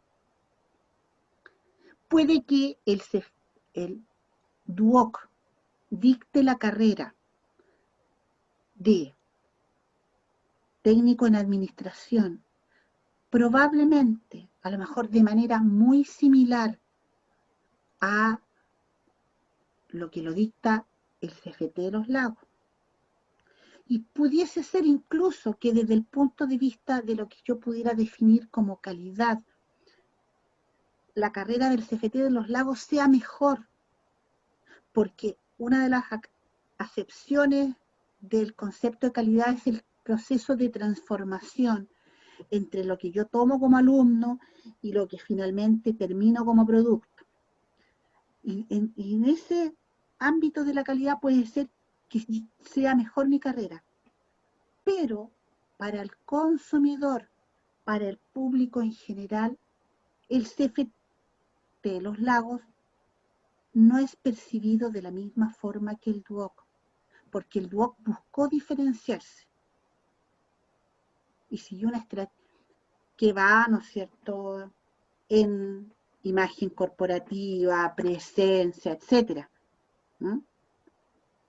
Y para nosotros no es lo mismo el DUOC, o a lo mejor para mí puede ser lo mismo, pero usted pregunte afuera, ¿no es cierto?, y qué es lo que le dicen acerca del DUOC. Y es más, eso además lo reforzó con una acreditación de hoy día de 7 años. Profesora, Dígame. para complementar solamente con una palabra, porque en su momento también estuve en promoción y difusión de la universidad, por si... Eso, por si se acuerda. cuenta. Sí, por supuesto. DUOC no es solo, tiene un apellido, DUOC UC. UC. Entonces, contra eso no tenéis mucho para competir. Y eso es una marca que no tienes cómo. Pero en esa misma lógica, la competencia, hablan aquí para el CFT, habla tanto Javiera como Ronaldo, los liceos TP y las articulaciones entre estos, que pudiese ser una competencia, por ejemplo, me imagino, hacen referencia, por ejemplo, al tema de las congregaciones salesianas que tienen como una integración ahí, o algunos otros liceos que tienen integración de ese tipo. Claro, la misma Santo Tomás que mencionaban que era corporación, que tiene IP, CFT, universidad. Y el Santo Tomás, y aquí yo voy a parar con esto porque hay muchas chacharas, pero el Santo Tomás partió con los hermanos Rocha.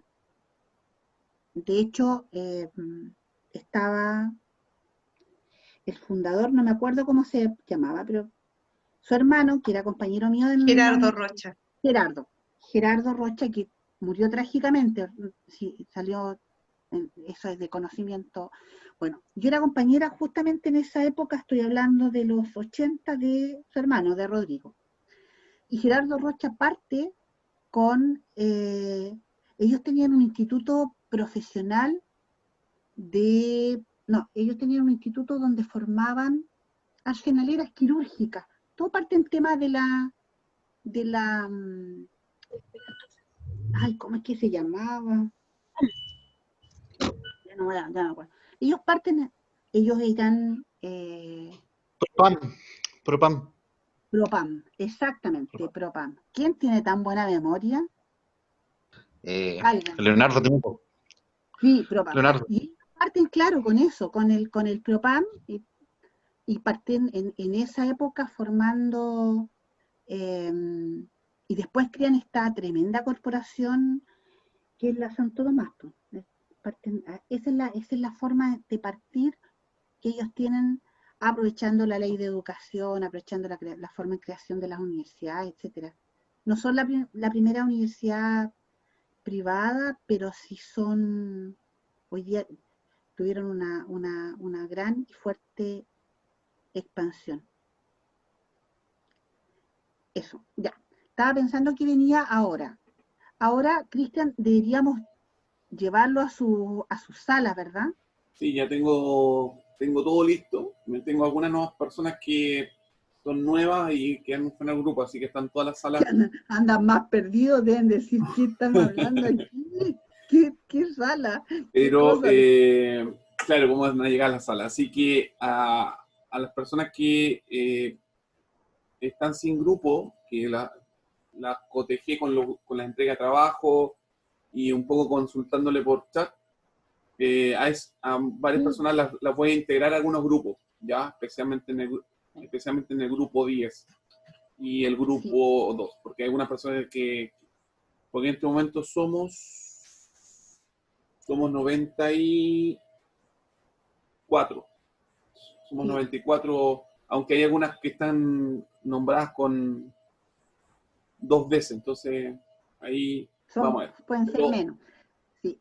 Yo revisé, a ver, los talleres que me llegaron, los revisé y se valora el esfuerzo que hicieron para poder trabajar primero juntos, porque en realidad es como complejo, si es que no se conocen y todo. Y segundo, cosas que a mí me llamaron la atención, aquí como una retroalimentación general, ahora que nos vamos a ir al tiro a la sala, y es que hay un grupo que me llamó la atención porque creo fue el único grupo que dentro del qué hacen colocó la formación continua. Ningún otro grupo lo colocó. Solamente un grupo colocó en términos del ámbito actual y el ámbito futuro la formación continua en términos de qué es lo que iba a ser el IP en el futuro, qué es lo que iba a ser el IP, ¿no es cierto? Y yo entiendo por formación continua, cursos de capacitación, diplomado, postítulos, ¿no es cierto? Ese tipo de formación permanente también. Y lo otro, hay grupos que mencionan, ¿no es cierto?, en términos de los para quienes, algunos dicen, y en eso no vi unanimidad, algunos dicen para los alumnos que, obviamente, que egresen de cuarto medio, todos tienen que egresar de cuarto medio, pero no estipulan, o sea, algunos hablan de que son jóvenes, otros que son adultos mayores, pero no hay una definición muy clara de para quiénes, ¿no? Ahí no está, a pesar de que hicieron la misma institución, no hay claridad. Y otro elemento que uno no encuentra es cuál va a ser la ventaja competitiva. ¿Cómo van a competir? ¿Cuál va a ser la característica que los va a diferenciar? ¿No es cierto? ¿Cuál es esta característica única, sostenible en el largo plazo, que sea difícil de imitar por los competidores, que les permita lograr su visión y que va a estar presente en la misión? Ese como elemento, no está puesto cuál va a ser esta ventaja competitiva. No hablan de, por ejemplo, la innovación. Un solo grupo habla de innovación, sí, un solo grupo, pero por ejemplo, pudiesen ver algunos elementos, porque ¿qué los va a hacer diferentes de otros centros de formación técnica? ¿O qué va a ser diferente al IP Los Lagos de otros institutos profesionales? ¿Cuál va a ser esta característica única, difícil de imitar, que sea la ventaja con respecto a otros, que puede ser incluso el tema de los costos, puede ser el liderazgo en costo? A lo mejor nuestra fuente de ventaja competitiva va a ser los más baratos del sistema, o ser la constante eficiencia en nuestros procesos que nos asegure ser los más baratos del sistema. Pero eso me eché de menos en la mayor parte de los grupos. Y otra cosa, aquí para terminar, es que la misma ley menciona ciertos valores, y muchos de esos valores no estaban en los valores que se mencionan en la misión, sino que se colocaron otras misiones, otros valores. Eso como observación general, pero les voy a hacer llegar a cada grupo sus observaciones. Sin nota, esto solamente como ejercicio. Ya, Cristian, todo suyo. Ya, en el taller tienen que trabajar con algún documento que está en la Sí, plataforma. pero solo la primera parte, que es la parte de del entorno, Perfecto. para que determinen oportunidades y amenazas. Ya, siendo las 18:32, con 32 minutos, yo los voy a despachar ahora a sus salas. Ya, consolidé con los, como les decía, con los trabajos, con nombres de trabajos, pero también agregué a algunos grupos, algunas personas que no aparecían en el trabajo y que algunas probablemente dieron su primera clase o no se integraron. Pero yo les pediría que de aquí para adelante estos sean los grupos de trabajo. Si es que hubiese alguna Personas sin grupo. sin grupo, aunque por lo que veo están todos con grupo, pero dije, no sé qué, no estoy en otra sesión, este no es mi grupo, es otro, vuelvan a la sesión principal y yo los derivo a la otra sala. Pero hoy día ya debemos dejar finiquitado todos los grupos. Entonces van a tener 25 minutos para trabajar y discutir este tema y nos juntamos probablemente 5 minutos antes de las 18 horas. Ahí los voy a abducir nuevamente al salón principal. Eso. ¿Algún comentario, Cristian, alguno que haya por ahí? No. Juan Andrés Altamirano dice, levantó la mano. Yo lo sí, levantó la mano. aquí. Hola, buenas tardes. Sí, hay una consulta, porque estaba viendo, y en el tema 3 hay 2 talleres, que es taller de construcción de análisis y el otro taller de perfil estratégico. ¿Cuál de los dos tenemos que realizar? El análisis del entorno. Perfecto, muchas gracias. A ver, espera, dije algo. No, pero es el del entorno. A ver, déjeme ver el tiro. Talleres, déjeme ver. Taller dice análisis del entorno. ¿Sí? Sí, perfecto. Sí, análisis del entorno, así se llama. Perfecto. Gracias. Recuerden que claro, este taller... ahora, en el análisis del entorno, esto es del entorno global, y lo vamos a hacer solamente por el modelo PESTE, que es el más sencillo. No vamos a trabajar con el modelo de las 5 fuerzas. Hay otros modelos. Incluso hay un modelo que es un poquito más sofisticado, que es de grupo estratégico, que lo podemos ver más adelante en el sentido de cómo es posible tomar todas las instituciones de los centros de formación técnica, por ejemplo, y hacer un mapa. Es decir, a ver, pensemos en 2 variables, precio y años de acreditación. Y los vamos colocando en este mapa. En un eje colocamos el precio, en otro eje colocamos los años de acreditación, y vamos a ver que tenemos un conjunto de instituciones que están acreditadas por muchos años y tienen mucho precio, y a lo mejor vamos a encontrar instituciones que no tienen acreditación, que son más baratas, y en entre medio, y vamos a hacer un mapa, y vamos a ver que se agrupan, y no están todas difusas, sino que se tienden a agrupar en función de estas dimensiones estratégicas. Es otra forma de hacerlo. Es otra forma. Yo tengo un artículo de grupo estratégico que lo hice hace un montón de años, como 13 años, que analizamos los hoteles. No, pero es que analizamos los hoteles de Puerto Vara, lo hicimos por análisis de grupos estratégicos en la industria hotelera de Puerto Vara, me acuerdo. Hicimos ese artículo. Sí, está bien que vamos a la sala nomás. Sí, está bien que hay una consulta, que el taller lo subió una sola persona. Sí, está bien. Probablemente después les va a salir, no se asusten con el tema de la asignación de los porcentajes o notas que les puede entregar la plataforma, porque lo que vale es el trabajo que es grupal, ¿ya? Así sí, para que no se... Lo que sí necesitamos es que la identificación de todos los integrantes, porque hay un grupo que lo subió una persona, pero no sabíamos quién eran los integrantes. Ese debe ser el grupo 7. Ya, ahí los mando. 3, 2... ¿Cuál es el plazo? 20 minutos. 20 minutos, al tiro, ya. Para hacer el taller, 20 minutos. Sí. Pero recuerden que solamente es de preparación para lo que tienen que entregar hasta el día domingo. No es que tengan que entregar No es que vaya a hacer un taller con nota ahora, no, es como para que conversen este tema, se pongan de acuerdo y digan, esta es una fuerza, esta es otra.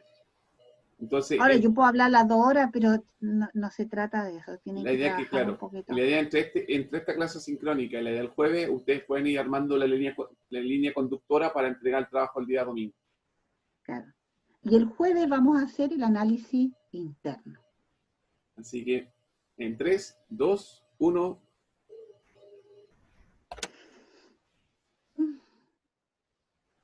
No pasó nada. Sí, se están yendo. Se fueron todos, nos quedamos los 2 nomás. Sí, Cristian. y voy a tener la...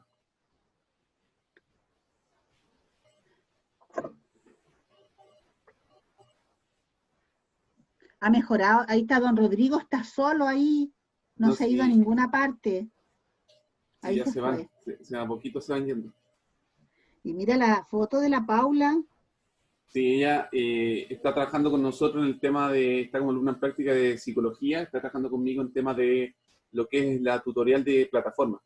Así que le invité hoy día porque la idea es que tiene que ayudarnos a armar las cartillas. Ya.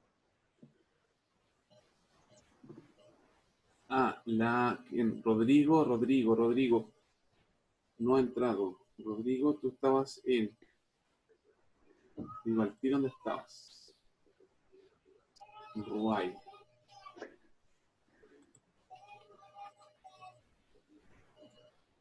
Grupo 5. Asignar al grupo 5.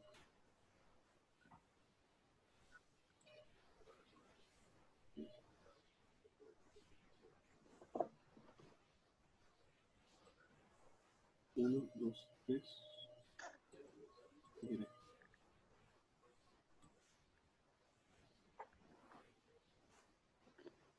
Ahí se fue. ¿Ves? Ahí está Rodrigo todavía, ahí está Cristian, la Paula todavía está ahí. Y Rosana. ¿Paula sabe lo que significa su nombre o no, Paula? Pequeña. ¿La más pequeña o la pequeñita? Rosana, deja buscarte al tiro en qué grupo estás. Ya se fue. Cristian está en dos pantallas. Sí, tengo mi otro equipo por si acaso. Ya. No. Que el otro equipo el PC se me echó a perder la cámara, entonces voy a pausar la... O sea, si no se acreditan.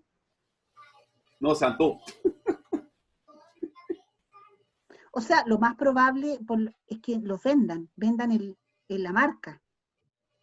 Pero sin acreditación el CFT y el IP no tienen ningún valor, nada. Es como la Coca, la Free, la Coca-Cola. Sí. Ahí viene. Ahí apareció César, el primero que fue abducido afuera. Hola, César.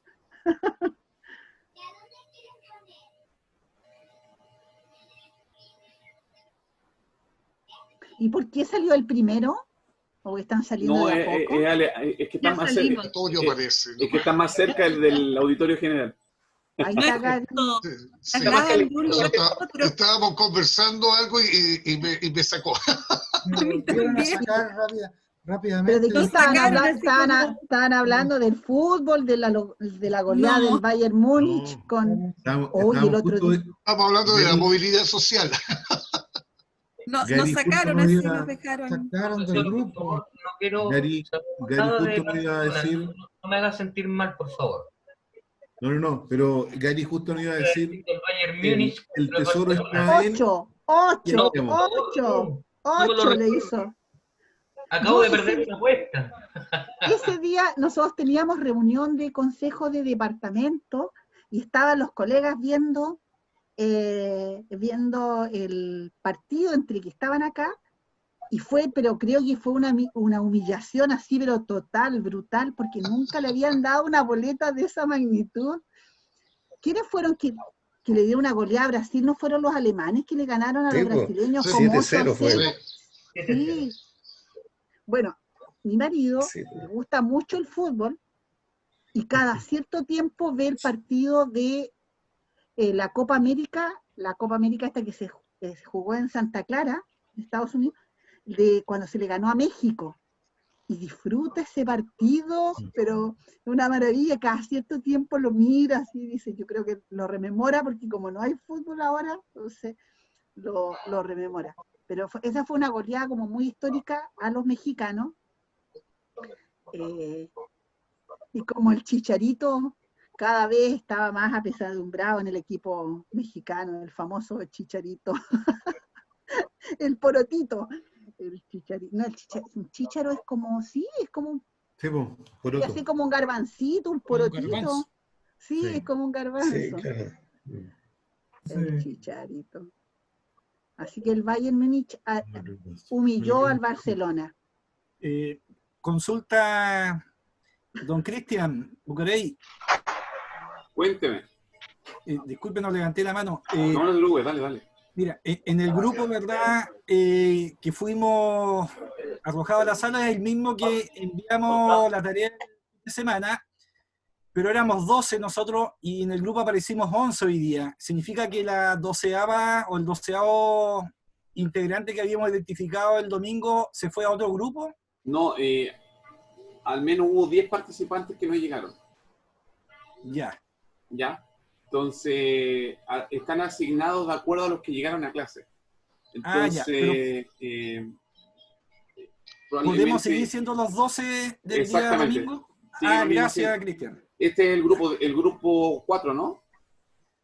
Sin número nos llamamos, pero ahora son grupo 4. Sí, exactamente, eran 12. Faltaba una integrante. Ese era el grupo que me faltaba el 4 y el 7, pero no... Sí, pero el 7 le acabo de enviar el trabajo, profesora, a su correo. Porque había un grupo sin número y todo el tema. Don Cristian. Dígame. Hola, soy Miriam Quintrileo de acá de Temuco. Miriam. Sí, quiero hacerle una inquietud que tengo. Dale nomás, todo en medio. Sí, necesito, o sea, si puedan ver la posibilidad de poder hacer los trabajos dentro del horario de clases, por lo complejo que es reunirse el sábado, el viernes o el domingo para entregar los documentos y las tareas el día domingo. Entonces, si pudieran ver esa posibilidad, sería estaría súper agradecida en realidad. Sí, lo que podemos hacer es que la última clase, que es la clase 6, que es un tema que se traslapa con el curso que viene después, ¿ya? Entonces lo que yo puedo hacer es que la quinta clase,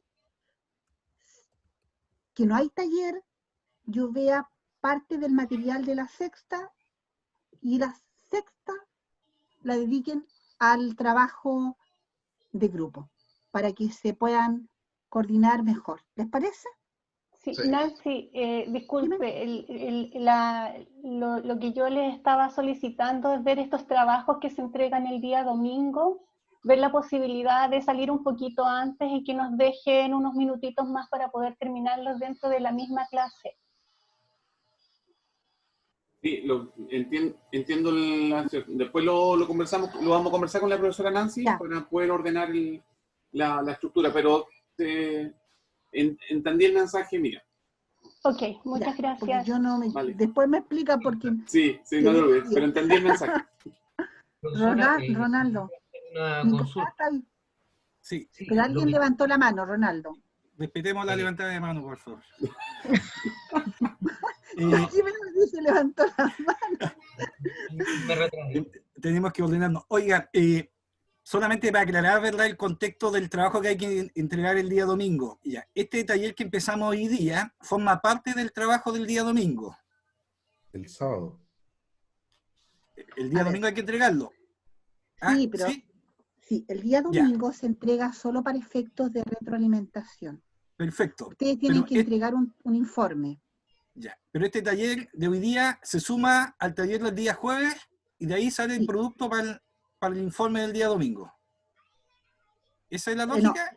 ¿No? A ver, el día 20, la próxima semana, el último, Cristian, el último entregable es un informe.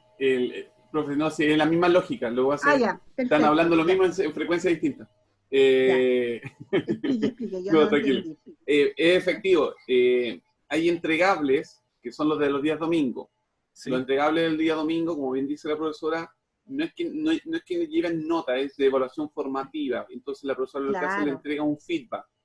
Finalmente, el informe final se entrega el próximo domingo como el consolidado, lo que les va a permitir, y ese sí va a llevar nota, porque se supone que tiene que venir todos los elementos juntos. Y ese informe final debiese permitirle a ustedes, disculpen la moto de mi hijo que está sonando en el primer Coscacho nomás, coscacho. No, y ese informe que va a tener feedback de la profesora Nancy, que va a hacer la evaluación de este módulo, les va a permitir seguir en el módulo 2. ¿Va a haber una pauta para ese informe? ¿Está puesto, Cristian, está puesto en la plataforma o no? ¿Lo vemos antes que nos vayamos? Deja buscarlo. Tiene una pauta. Eso tiene una pauta. Yo se los voy a reenviar por correo electrónico a todos y a todas. A todos. Tiene una pauta y hasta dónde, qué es lo que lleva finalmente. Lleva misión, lleva la declaración de la misión, la visión, los valores y el FODA. Eso. Aparte de unos elementos que son más contextuales, pero esos son los productos. Hay una pauta que está con el tamaño de la letra, está con todos los temas. Déjeme ver aquí. Yo lo voy a ver si puedo compartir. ¿Estoy compartiendo mi pantalla o no? Yo no sé si estoy compartiendo mi pantalla. Sí, está compartiendo, profesora. Ya. Está compartiendo, pero tiene que sacar el PDF. Ahí está. Ya. Dice, taller, sí, esto es lo que les va a llegar a su correo. Dice, contenido del taller, que es lo que se va a evaluar. Ustedes van a hacer un informe. Dice, el informe 1 corresponderá a la nota final del módulo 1 y se deben abordar los puntos 1 al 6. Profesora, les sigue saliendo la diapo anterior, el PDF. Vamos a dejar de compartir entonces. Ahí sí. Ya, dejé de compartir. Ahora comparto pantalla. Compartir pantalla. De todas maneras, más rato se los voy a enviar a todos por correo electrónico para que, aparte en la plataforma, lo puedan tener en su correo, ¿ya? Acá está. Compartir. ¿Lo ven ahí? Sí. Ahora sí. Ya.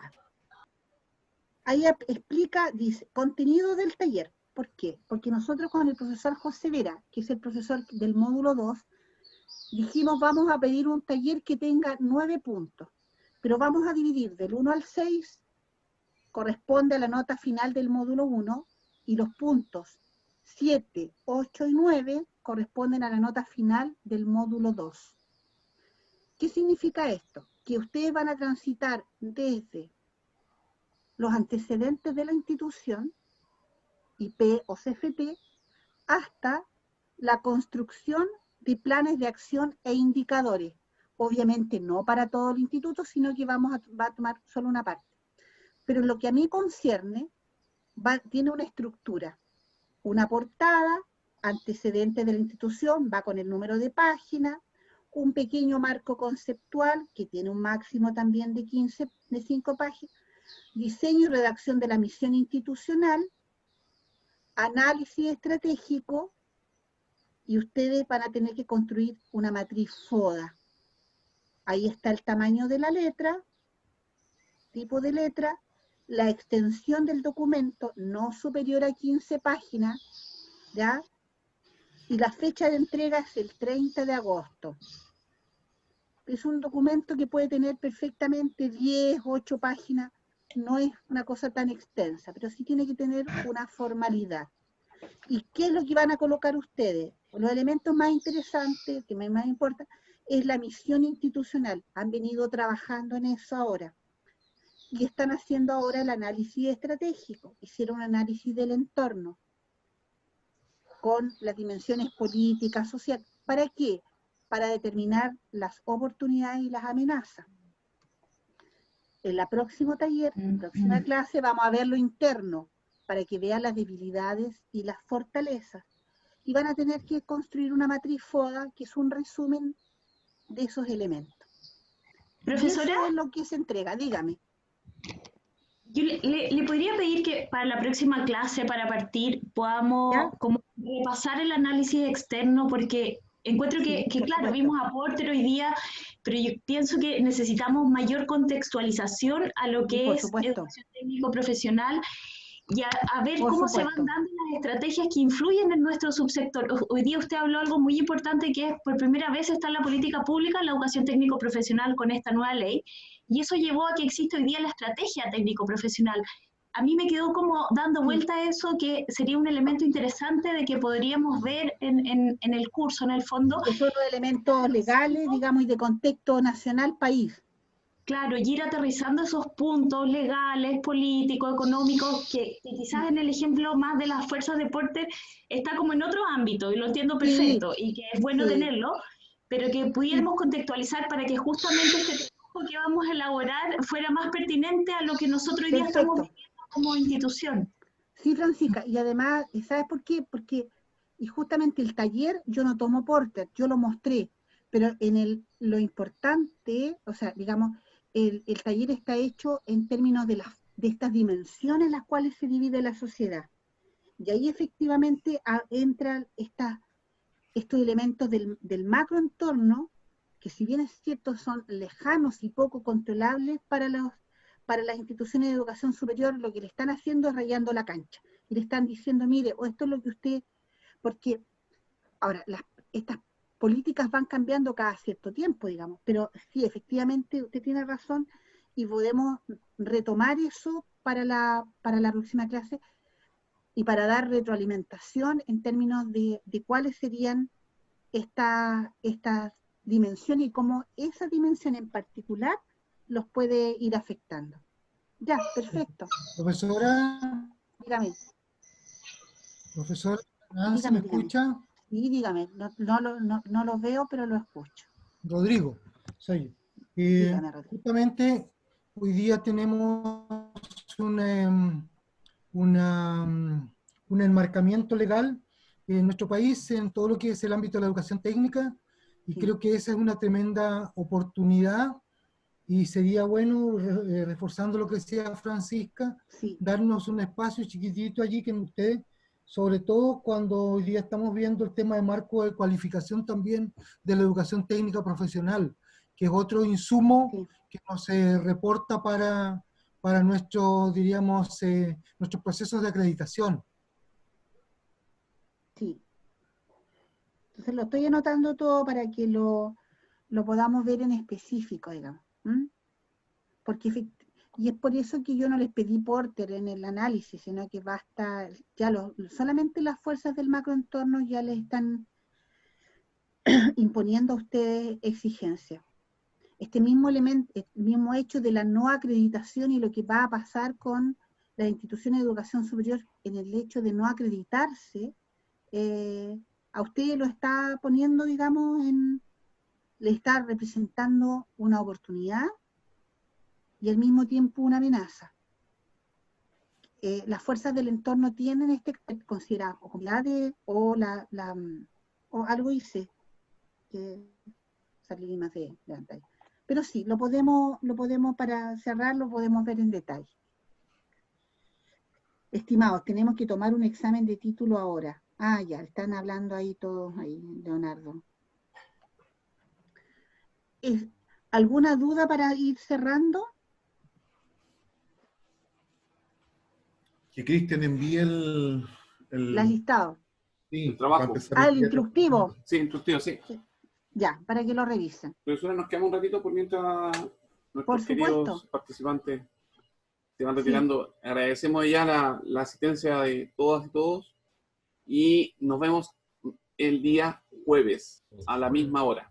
10 minutos antes para poder partir a las 16 horas y poder un poco avanzar más rápido en la materia y obviamente en el informe. Que tengan una linda tarde.